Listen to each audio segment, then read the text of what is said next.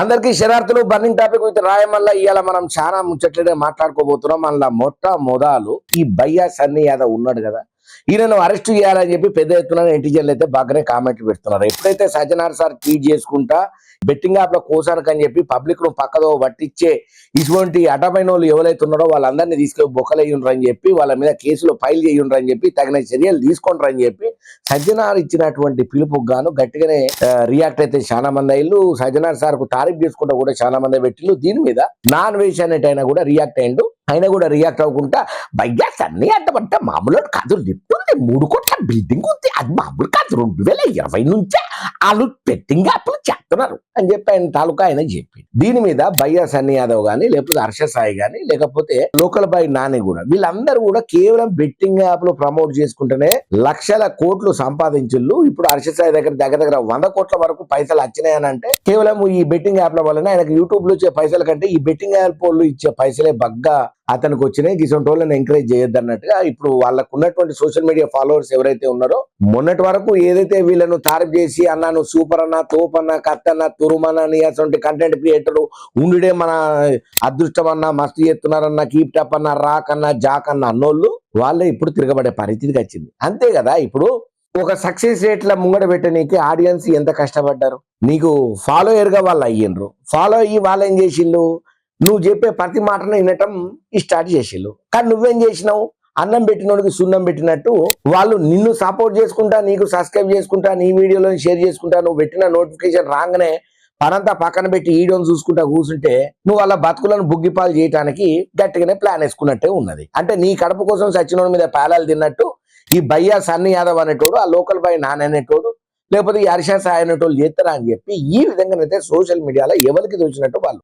అయితే ఈ betting app దరిద్రం అనేది ఏదో నిన్న మొన్న పుట్టినటువంటిది కాదు. 2020 కంటే ముందుగానే ఉన్నది. 2020లో ప్రాచుర్యం పొందింది. దాని తర్వాత వచ్చినటువంటి ప్రతి ఒక్కళ్ళు ఈ చిల్ల చిట్క యూట్యూబ్ వాళ్ళు ఉంటారు కదా, వీడియోలు చేసేటోళ్ళు అందరూ కూడా బెట్టింగ్ యాప్లను ప్రమోట్ చేసుకుంటా డమ్మి గేమ్ అని, జమ్మి గేమ్ అని, జాక్ రాక్ అని, పాక్ అని చెప్పి ఇట్లాంటి గేమ్లన్నీ ఆడిపించుకుంటా పాపం ఏం తెలియని వాళ్ళు ఏంటంటే పైసా ఆశ ఉంటుంది. ఇప్పుడు 10 పెడతా అంటే 100 వస్తుంది అని అంటే అది వచ్చేది ఎంతో కానీ వస్తుందన్న నమ్మకం ఒకటి ఉంటుంది చూడు. అది ఫస్ట్ మనకు బెట్టింగ్ ఆడేటప్పుడు అత్తది 2 సార్లు వచ్చినట్టే కనబడుతుంది. మూడోసారి మన కొన్ని షార్ట్స్లలో కొన్ని మన కామెడీ ముచ్చట్లు కనబడతాయి. ఓడు 10 పెడతాడు, 20 వస్తుంది, 20 పెడతాడు, 40 వస్తాయి, 40 పెడతాడు, 100 వస్తాయి, తర్వాత ఎన్ని పైసలు లేకుండా మొత్తం పోతాయి. చూసినా ఘాట్ అయిపోయింది. ఇది ఇటువంటి బెట్టింగ్ యాప్ల దరిద్రాన్ని పోద్దని చెప్పి గట్టిగానే సజ్జనార్ సార్ కానీ పోలీస్ వ్యవస్థ కానీ పెద్ద సార్లు కానీ గట్టిగానే రియాక్ట్ అవుతున్నారు. కాకపోతే ఇక్కడ ఏంటంటే వీళ్ళు యూట్యూబ్లలో లక్షల వ్యూస్ వచ్చిన పైసలు సరిపోక ఇప్పుడు పెద్ద చదువులు చదువుకొని తెల్లార్లు బండి మీద కొట్టుకుంటా పోయి ఆఫీస్ దాకా పోయి అటొక 2 గంటలు ఇటొక 2 గంటలు జర్నీ చేసినా మనకి తిప్పి కొడితే 30,000 అచ్చడే ఈ రోజులలో గండం. అటువంటి మీరు ఇంట్లో కెమెరా పెట్టుకొని చిన్న వీడియోలు చేసుకుంటుంటా మీకు లక్షల పైసలు వస్తా అంటే కూడా మీకు కకృతి సరిపోలేదు. ఇంకా కావాలి పైసలు ఇంకా అని ఎర్రితలలు ఎత్తున్నారంటే మిమ్మల్ని ఏమనాలి. ఆ లోకల్ బాయ్ నానైతే మరీ దరిద్రం.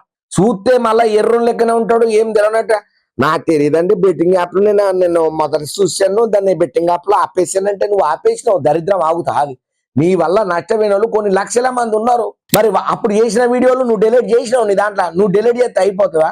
అసలు మీరు ఒక ఆలోచన, మనం ఒక వీడియో మనకు ఒకటి చెప్పి ఇది చేయరా బాబు నీకు ఇన్ని పైసలు ఇస్తారనంటే నిజంగా మానవత్వం ఉన్నటోడు అన్నం తినేటోడు ఎవడైనా కూడా ఒక్కటి ఆలోచిస్తాడు.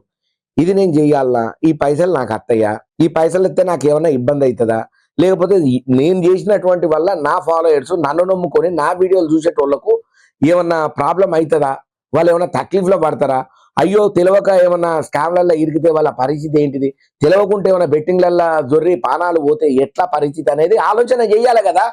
చిన్న లాలిపాపు జీకే పోరగాళ్ళు కాదు కదా. గియ్యి కూడా ఒకటి చెప్పాలన్నా మీకు, అయ్యో మనం ఇట్లా చేయొద్దు, పబ్లిక్ ను పక్కదో పట్టిస్తున్నాం, నన్ను నమ్ముకున్న ఫాలోవర్స్ ఎవరైనా పాప అందులో మంచోడు ఉంటాడు, తెలివిగల్లోడు ఉంటాడు, తెలివి తక్కువ ఉంటాడు, చదువుకున్నోడు ఉంటాడు, చదువు లేనోడు ఉంటాడు, అందరు ఉంటారు కదా. అమాయకులు ఉంటారు, బాబా బీభత్సమైనటువంటి అడ్డమైన తెలివి ఉన్నోడు కూడా ఉంటాడు. అందరు ఒకటే తీరుకుంటారు కదా. కొంతమంది మీ మాటలని ఇట్లా సీరియస్ గా తీసుకున్నారే అన్ననే చేస్తున్నాడు అని అంటే ఇప్పుడు మనకు పెద్ద ప్రొడక్ట్ కంపెనీ ఉన్నది, బంసపో లేకపోతే పాలో మీరో ఏదోటి అడ్డమైన ప్రొడక్ట్ ఏదోటి ఉన్నది మనం వాడే దినం. దానికి పెద్ద స్టార్లను ఎందుకు వాడతారు? నువ్వు వేసుకునే చెప్పుల దగ్గర నుంచి మెళ్ళు వేసుకునే గొలుసులు వజ్రాల దానిక లేకపోతే తినే తిండి దానిక అన్నిటికీ పెద్ద హీరోలను వాళ్ళను బ్రాండ్ అంబాసిడర్లుగా ఎందుకు పెడతారు? ఎందుకు పెడతారు అయ్యా అంటే వీళ్ళు చెప్తే అబ్బో ఆయననే వాడిండనంటే ఇది మంచిగా మనం నమ్మాల్సిన ముచ్చట, మనం పక్కాగా దీన్ని ఫాలో కావాలని చెప్పి ఫాలో అవుతారు. అందుకే కదా ఆ స్టార్లను పెట్టుకునేది. మరి గా మాత్రం తెలియదా? మరి నువ్వు చెప్పినటువంటి వీడియోలలో నిన్ను నమ్మి కొంతమంది జీవితాలు ఆగమైతుంది, ఆత్మహత్యలు చేసుకుంటారు అనేది తెలియదా?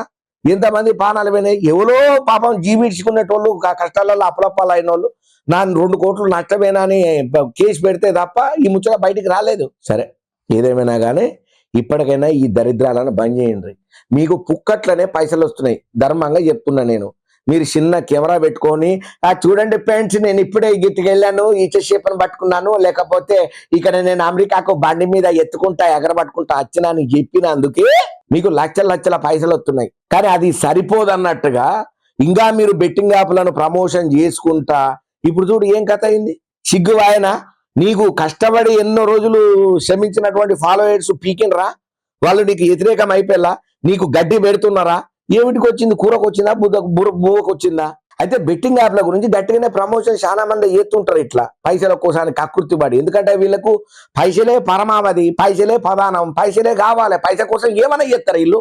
వాళ్ళ అవతలోడు సచ్చినా పీకినా సంక నాగిపోయినా మనకు అనవసరం. మనకి ఎందుకనంటే మనకు బిల్డింగ్లు బులోరాలు కావాల్సినంత లాయల్టీ లైఫ్ ఉంటే మనకు చాలనేది వీళ్ళ దూకడ. సరే ఏదేమైనా ఇప్పటికైనా ఈ బెట్టింగ్ యాప్ల దరిద్రాన్ని ఆపండ్రా అయ్యా. మీకు దండం పెడితే కడపలో తలకాయ పెడితే సెలబ్రేట్ అయ్యేటోళ్ళు ఎవరైనా కానీ ఏదైనా ప్రొడక్ట్ చేస్తామని అంటే నాణ్యత ఉన్నదా లేదా, ఆ ప్రొడక్ట్ మనం పబ్లిసిటీ చేయొచ్చా లేదని 1కి 10 సార్లు ఆలోచించి చేయండి.